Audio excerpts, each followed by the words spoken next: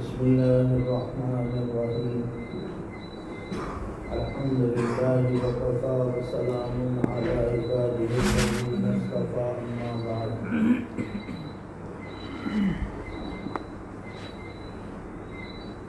وقد قال الله تعالى في القرآن المجيد والفرقان الحميد أعوذ بالله من الشيطان الرجيم بسم الله الرحمن الرحيم ألف لام ميم ذلك الكتاب لا ريب فيه هدى للمتقين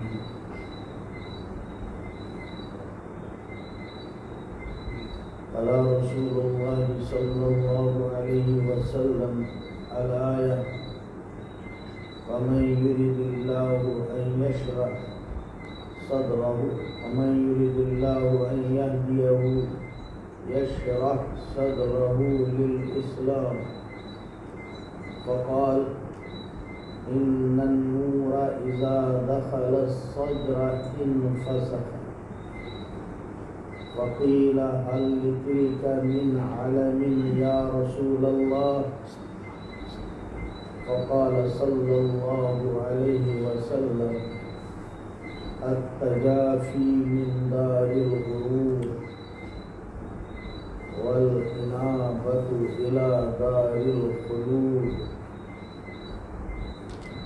والاستعداد للموت قبل نزوله أو كما قال صلى الله عليه وسلم صدق الله المولانا العظيم وصدق رسوله النبي الكريم ونحن على ذلك من الشاهدين والشاكرين والحمد لله رب العالمين اللهم صل على محمد وعلى آل محمد كما صليت على إبراهيم وعلى آل إبراهيم إنك حميد مجيد اللهم بارك على محمد وعلى آل محمد كما باركت على إبراهيم وعلى آل إبراهيم إنك حميد مجيد قرآن پاک کی اس پہلی آیت میں یہ بتایا گیا کہ قرآن پاک ایسی کتاب ہے جس میں کوئی شک نہیں اور یہ کتاب ہدایت ہے متقین کے لیے۔ اس جگہ علماء کرام ایک بحث کرتے ہیں، وہ فرماتے ہیں کہ قرآن کو ہدایت بتایا گیا متقین کے لیے، تو جب وہ پہلے سے متقین ہیں تو متقین وہی تو ہوگا جس کے پاس پہلے سے ہدایت ہے، تو پھر قرآن پاک کیا کر رہا ہے؟ عربی والے اس کو، طلباء اس کو تحصیل حاصل کہتے ہیں کہ ایک چیز پہلے سے حاصل ہے، اب کیا بات ہے اس میں جو نیا اس کو ملنے والا ہے۔ تو اس کا جواب دیا مفسرین نے، علماء کرام نے، جن کا کام ہے قرآن پاک کو سمجھانا کہ یہ مجاز ما یعول ہے۔ مجاز ما یعول ایک علمی ٹرمینالوجی ہے، اس کا کیا مطلب ہے؟ اس کو مثال سے سمجھنا بہت آسان ہے۔ ہمارے حضرت مفتی محمود حسن گنگوہی رحمۃ اللہ علیہ فرماتے تھے کہ قرآن پاک مثالوں سے اور واقعات سے بھرا ہوا ہے، اور قرآن قصہ کہانی کی کتاب نہیں ہے، بلکہ قرآن ہدایت کے لیے آیا ہے، اور مثال سے بات کا سمجھنا بہت آسان ہوتا ہے اور جلدی آدمی سمجھتا ہے۔ اس کو سمجھنے کے لیے مثال دی ہے۔ کیا مثال ہے؟ ایک آدمی ابھی میٹرک کر کے، 12th کر کے، 12th گریڈ کو کمپلیٹ کر کے میڈیکل کالج میں گیا، ابھی اس کا کورس تو 4 سال میں 5 سال میں کمپلیٹ ہوگا، اس کی ٹریننگ ہوگی، تب وہ ڈاکٹر بنے گا۔ لیکن فرسٹ ڈے جب اس نے ایڈمیشن لیا میڈیکل کالج میں تو سب اس کو شروع کرتے ہیں کیا کہنا، ڈاکٹر صاحب۔ ابھی ڈاکٹر بنے گا وہ 5-6 سال ہے، کورس اس کا کمپلیٹ ہوگا 5-6 سال کے بعد، لیکن چونکہ میڈیکل کالج میں ایڈمیشن ہوا تو سب لوگ اس کو ڈاکٹر صاحب کہنا شروع کر دیا۔ یعنی مطلب جو چیز اس کو 5-6 سال بعد بننا ہے، کیونکہ اس نے لائن اختیار کی، ایڈمیشن لے لیا، تو اس کو مجازن آج سے ہی ایسے کہنا شروع کر دیا جیسا وہ بن گیا۔ اسی طرح سے اس ہدی للمتقین کی تفسیر قرآن پاک کے مفسرین نے لکھی کہ مراد ہے ہدایت ہے ان کے لیے جو ارادہ کرتے ہیں تقوی حاصل کرنے کی۔ ابھی انہوں نے نیت ہی کی متقی بننے کی، عمدہ بننے کی، تقوی والا بننے کی، لیکن قرآن نے اس کو کہہ دیا متقی ہو گیا۔ بالکل اسی طرح جس طرح پہلے دن اسٹوڈنٹ کو کہا ڈاکٹر ہو گیا۔ انجینئرنگ کالج میں جو ابھی سے ایڈمیشن لیتا ہے انجینئر صاحب کہتے ہیں۔ تو اس طرح سے قرآن پاک نے ان لوگوں کو جن کا قرآن پاک سے تقوی ہدایت حاصل کرنے کا ارادہ ہو، تو قرآن پاک نے کہا یہ ہدایت ان کو دے گا۔ اور واقعی نیت کا، ارادے کا اثر پڑتا ہے۔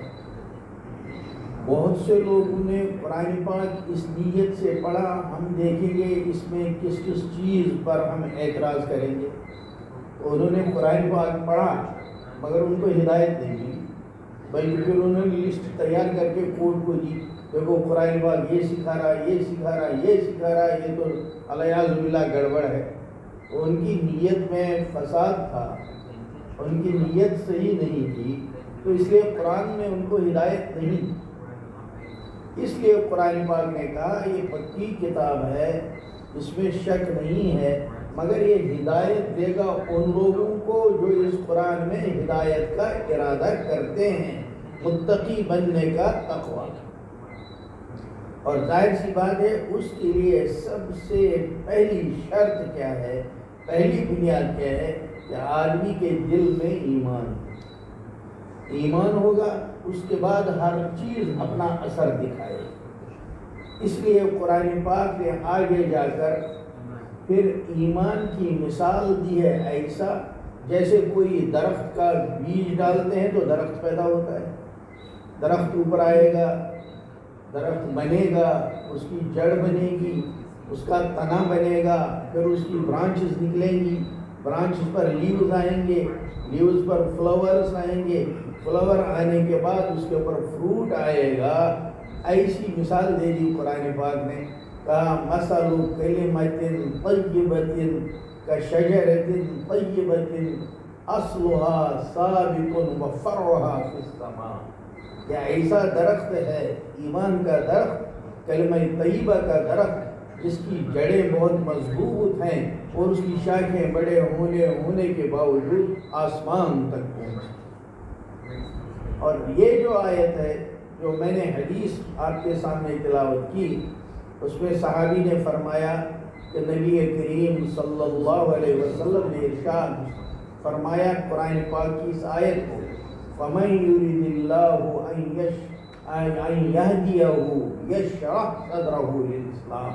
اللہ جس کی ہدایت کا ارادہ کرتا ہے، اور ہدایت اللہ نے اپنے ہاتھ میں رکھی ہے، یہ پیغمبروں کے ہاتھ میں بھی نہیں رکھی ہے، ورنہ پیغمبر تبلیغ کرتے ہیں، واپس سننے والا ان کو غصہ کرتا ہے۔ طائف میں گئے، پیغمبر نے تبلیغ کی، واپس انہوں نے قبول نہیں کیا۔ بعض لوگوں نے بچوں کو لگایا کہ ان کو پتھر مارو، تو ہدایت اللہ کے ہاتھ میں ہے، تو ہدایت دیتا ہے اللہ، پیغمبر ڈیوٹی کرتا ہے ہدایت کا میسیج پہنچانے کا، ڈیوٹی پوری ہوگی اس کو ثواب اس کا ملے گا۔ یہ اس کی ڈیوٹی نہیں ہے کون ایمان لاتا ہے کون نہیں لاتا، ورنہ نوح علیہ السلام کی عمر اتنی لمبی ہو گئی اور چند آدمی ایمان لائے، ان کا کام ہے ہدایت کو پہنچانا. پھر ہدایت کس کو ملے گی؟ وہ اللہ کے ہاتھ میں. تو یہاں نبی پاک صلی اللہ علیہ وسلم نے یہ آیت تلاوت فرمائی، فَمَن يُرِدِ اللَّهُ أَن يَهْدِيَهُ. آدمی جب کسی کی ہدایت کا ارادہ اللہ جب کسی کی ہدایت کا ارادہ کرتا ہے، یشرح صدرہ للاسلام، تو اس کے سینے کو اسلام کے لیے کھول دیتا ہے، اوپن کرتا ہے، تو اس کے اندر پھر ایمان آتا ہے. جن کو ایمان ملا ان کو اللہ کا شکر ادا کرنا چاہیے، اللہ آپ نے ہمارے دل کو کھول دیا، تبھی ایمان ہمارے اندر آیا. تو جب یہ نبی پاک صلی اللہ علیہ وسلم نے فرمایا کہ اس طرح ہوتا ہے، آگے بتایا ان النور اذا دخل الصدر، یہ نوری ایمان جب سینے کے اندر آتا ہے، ان فسخہ، یہ پھول جاتا ہے، سپریڈ ہو جاتا ہے. جیسے کہیں اگر بیج ڈالتے ہیں زمین کے اندر، مکی کا ایک دانہ ڈالا، دال کا ایک دانہ ڈالا، جب اس پر پانی پڑے گا وہ پھول جاتا ہے، تب اس کے اندر سے درخت نکلتا ہے، تب اس کے اندر سے پھر وہ اوپر آتا ہے زمین کے اوپر. ایسے ہی نبی پاک صلی اللہ علیہ وسلم نے مثال دے کر سمجھایا کہ جب نور ایمان دل میں داخل ہوتا ہے تو پھر پھول جاتا ہے. تو صحابہ رضی اللہ تعالی عنہم جنہوں نے قیامت کی صبح تک کے لیے مختلف ہدایت اور ڈائریکشن ملنے کے لیے، ہدایات ملنے کے لیے سوالات کیے، اللہ نے ان کے دل میں سوالات ڈالے، آپ جواب دیتے رہے، وہ قیامت کی صبح تک کے لیے لائن مل گئی. تو صحابہ نے عرض کیا حال لتلک من علم، کہ حضرت کیا اس کی کوئی نشانی ہے، ہمیں کیسے پتہ لگے گا کہ وہ پھول گیا، وہ پھیل گیا اندر، درخت آ گیا اوپر، کیا اس کا کوئی نشان ہے؟ تو نبی پاک صلی اللہ علیہ وسلم نے 3 علامتیں بیان کی. فرمایا 3 چیزیں ظاہر ہو جائیں گی جس سے پتہ چلے گا کہ نور جو اندر داخل ہوا یہ پھیل گیا، بڑھ گیا یا نہیں بڑھ گیا. وہ 3 چیزیں کیا ہیں؟ پہلی چیز فرمائی التجافی من دار الغرور. دار الغرور، دھوکے کا گھر. دھوکے کا گھر کیا ہے؟ یہ دنیا. اس دنیا سے آدمی کا دل ہٹ رہا ہو، اس دنیا میں دل نہیں لگتا. اب دنیا میں رہنا ضروری ہے، تو دنیا میں جو کام وہ کرے گا وہ دل لگنے کی وجہ سے نہیں کرے گا، بلکہ دنیا میں جو کام کرے گا وہ ڈیوٹی کی وجہ سے کرے گا. کہ میرے بچے ہیں، بچوں کا نان نفقہ مجھ پر فرض ہے، اللہ کا حکم ہے، اس لیے میں دکان میں جا رہا ہوں. بچوں کا نان نفقہ، ماں باپ کی خدمت مجھ پر فرض ہے، اللہ نے کیا، اس لیے میں جاب کر رہا ہوں.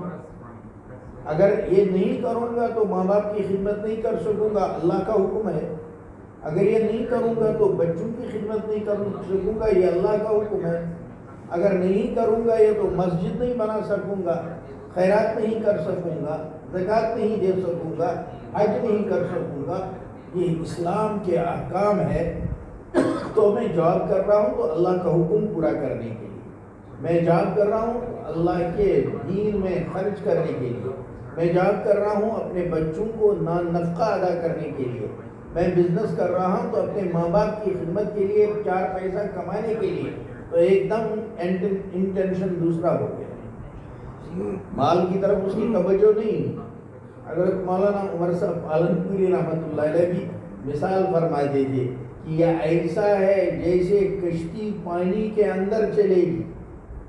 کشتی پانی کے بغیر نہیں چل سکتی، پانی کے اندر ہی چلے گی، لیکن پانی اس کشتی کے اندر اگر گیا، پول بنا دیا تو وہ کشتی ڈوب جائے گی. فرماتے تھے اسی طرح اس دار الغرور میں رہنا ہے، اس کے اندر چلنا ہے، جاب کرنا ہے، بزنس کرنا ہے، مگر یہ دنیا اندر نہیں گھسنی چاہیے. چلنا کشتی کو اسی پانی کے اندر ہے، لیکن پانی کو دل کے اندر گھسنے نہیں دینا ہے، کیونکہ یہ مجبوری ہے، پانی کے بغیر کشتی نہیں چل سکتی. اسی طرح سے دنیا میں رہے بغیر آدمی آخرت کے لیے کوشش نہیں کر سکتا، لیکن کرے گا ایک ڈیوٹی سمجھ کر، کرے گا اللہ کا حکم سمجھ کر، کرے گا ایک فریضہ سمجھ کر، لیکن وہ چاہتا ہوگا کہ یہ دنیا بیکار ہے، یہ مکان بیکار ہے، یہ پیسہ بیکار ہے، تو دل کے اندر نہیں گھسا ہوگا. اس کو حب دنیا کہتے ہیں کہ حب دنیا اس کے دل کے اندر نہیں ہوگی، دنیا کی محبت نہیں ہوگی، لیکن وہ رہے گا دنیا کے اندر، محنت کرے گا، مگر دنیا کو دل کے اندر نہیں گھسنے دے گا. یہ پہلی علامت ہے کہ نور پھیل رہا ہے.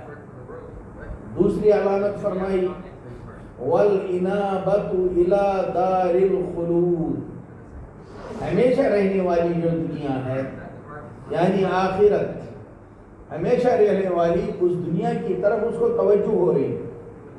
سوچتا ہو کہ ایک بہت لمبی زندگی آنے والی ہے. ابھی قاری صاحب نے، امام صاحب نے آیت تلاوت کی تعرج الملائکۃ والروح الیہ فی یوم کان مقدارہ 50,000 سنہ.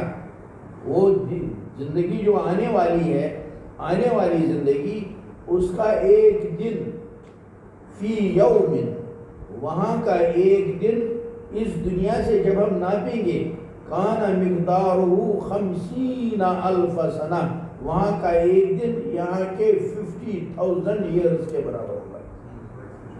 تو وہاں کا ایک ہفتہ کتنا لمبا ہوگا، وہاں کا ایک مہینہ کتنا لمبا ہوگا.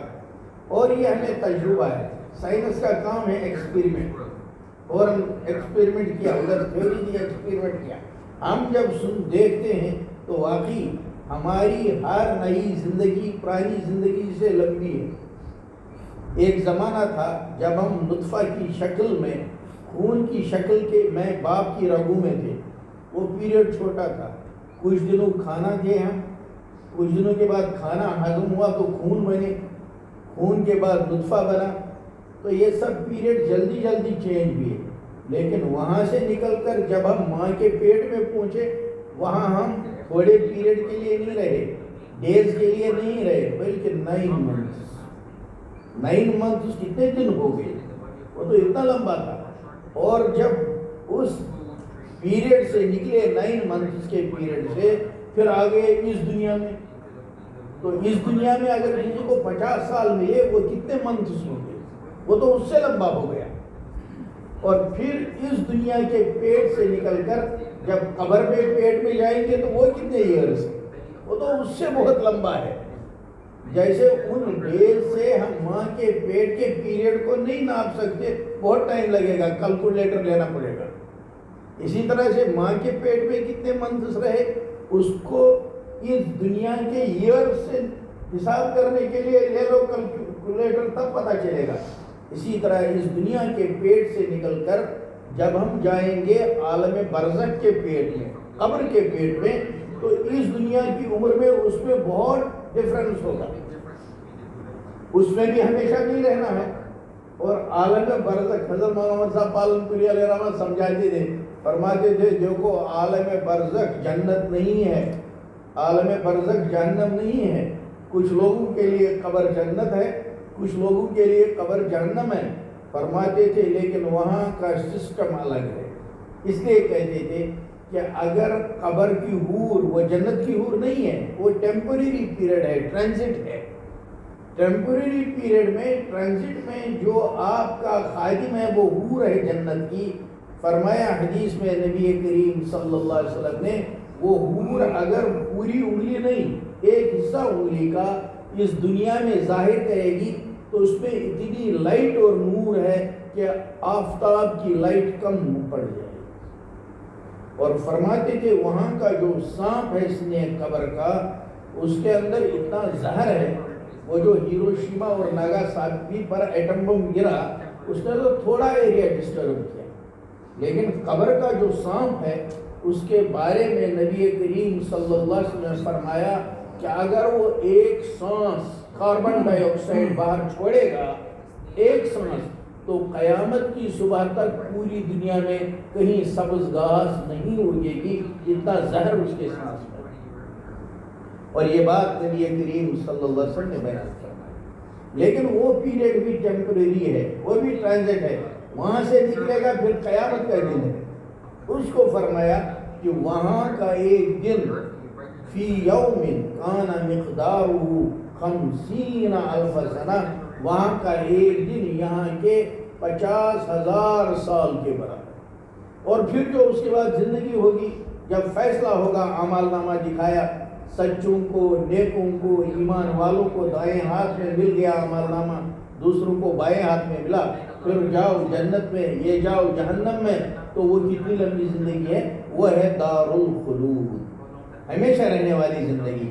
تو نبی پاک صلی اللہ علیہ وسلم نے فرمایا کہ دوسری صفت اس آدمی کی یہ ہوگی وَالْإِنَابَةُ إِلَىٰ دَارِ الْخُلُودِ، اس کو بار بار اس ہمیشہ رہنے والی زندگی کی طرف توجہ ہوگی۔ میرا وہاں کیا بنے گا، میں اس کے لیے کیا کرتا ہوں، وہاں میں کس پوزیشن میں ہوں گا، وہاں میرا اسٹیٹس کیا ہوگا، وہاں مجھے کہاں جگہ ملے گی، یہ اس کو ہمیشہ خیال رہے گا۔ اور پھر تیسری صفت فرمائی وَالْإِسْتِعْدَادُ لِلْمَوْتِ قَبْلَ نُزُولِهِ، چونکہ دار الخلود میں جانے کے لیے جو برج ہے وہ ہے موت، اس دنیا سے نکلنا، اس دنیا سے منتقل ہونا۔ اس لیے کوئی مرتا ہے کہتے ہیں انتقال ہو گیا، کا انتقال ہوا اس دنیا سے دوسری دنیا کی طرف منتقل ہوا، وہ اس کو فرمایا۔ اور اس منتقل ہونے کا ذریعہ موت ہے، موت ہی ذریعہ ہے وہاں پہنچنے کا، تو اس لیے وہ موت کی تیاری کرتا ہے۔ یہ نبی کریم صلی اللہ علیہ وسلم فرمایا کہ تیسری جو کوالٹی ہے، تیسری جو علامت ہے وہ یہ ہے وَالْإِسْتِعْدَادُ لِلْمَوْتِ قَبْلَ نُزُولِهِ، کہ آدمی قیامت کی طرف جانے کے لیے، موت کے لیے تیاری کرتا ہے موت کے آنے سے پہلے پہلے۔ اور موت کی تیاری کیا ہے؟ یہی جو احکام اسلام نے بتائے، جو احکام نبی کریم صلی اللہ علیہ وسلم نے بتائے۔ ایمان کے بعد اعمال میں سب سے افضل نماز ہے، نماز کے اندر تلاوت بھی ہے، تسبیح بھی ہے، ذکر بھی ہے، اسی طرح سے روزہ ہے، زکوٰۃ ہے، حج ہے، نیک اعمال ہیں۔ ان سب کو کرنے کے لیے آدمی کوشش کرتا ہے۔ ان سب چیزوں میں جو ہر چیز میں فائدہ دینے والی چیز ہے وہ ہے ذکر اللہ۔ ذکر اللہ کی وجہ سے ہر چیز کو پاور ملتا ہے، ذکر اللہ کی وجہ سے نماز کو پاور ملتا ہے، یہاں تک کہ وہ اللہ کا دھیان کرتے کرتے سبحانک اللہم پڑھتا ہے تو اس کو تصور آتا ہے میرا اللہ میری بات سن رہا ہے۔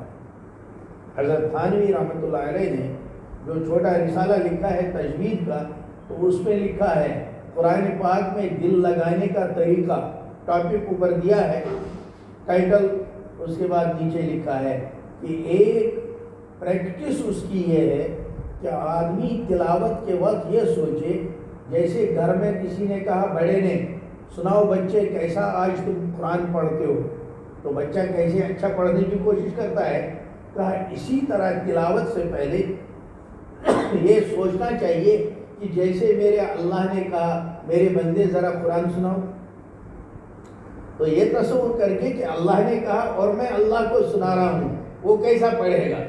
فرمایا یہ قرآن میں دل لگانے کی پریکٹس ہے۔ ایسا تصور کر کے یہ ذکر اللہ سے حاصل ہوتا ہے۔ جب ذکر اللہ کرتا رہتا ہے تو تصور آتا ہے، ذکر کرتے کرتے اللہ جب کہتا ہے، اس لیے آپ دیکھیں گے کبھی ذکر سے توجہ حاصل ہوتی ہے، ویسے تو کہتے ہیں اللہ اللہ اللہ اللہ اللہ اللہ، اور کبھی جب تصور آتا ہے میرا اللہ دیکھ رہا ہے تو اتنا لو آتا ہے دل میں، اللہ بہت پیار سے کرنے لگتا ہے اور اس میں کبھی کبھی آنسو بھی نکل آتا ہے، پھر ایسے پکارتا ہے اللہ کو اللہ اللہ بڑی محبت سے۔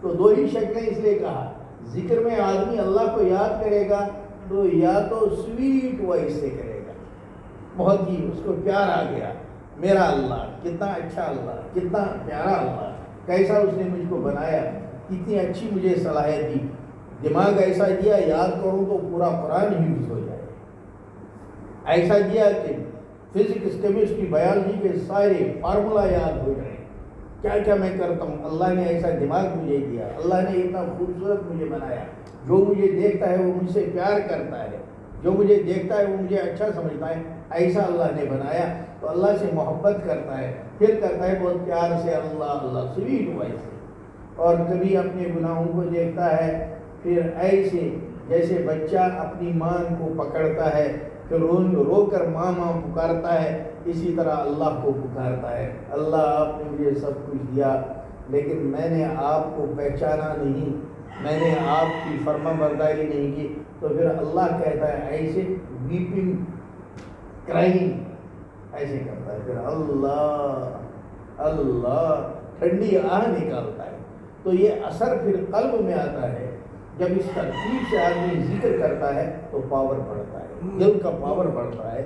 اس لیے آدمی کو آخرت کی تیاری میں، موت کی تیاری میں ان اعمال کو اختیار کرنے کی ضرورت ہے جو اعمال نبی پاک صلی اللہ علیہ وسلم نے فرمائے ہیں۔ اسی کے لیے یہ سارا سسٹم ہے دنیا میں، جو اللہ نے یہ مختصر زندگی دی ہے، اس مختصر زندگی میں ہی پریپریشن ہے استعداد للموت۔ اور اسی میں ایک اہم چیز ہے جس کا اہتمام کم ہو گیا ہے، وہ ہے ذکر اللہ کا اہتمام۔ ذکر اللہ کے لیے تھوڑا ٹائم ضرور رکھنا چاہیے، اور سٹیپ بائی سٹیپ آدمی چلتا ہے۔ ایک ہی دن میں آدمی بالکل اونچی منزل پر نہیں پہنچتا، سٹیپ بائی سٹیپ چلتا ہے، تو ایک وقت آتا ہے اللہ اس کو اپنا قرب نصیب فرمائے گا۔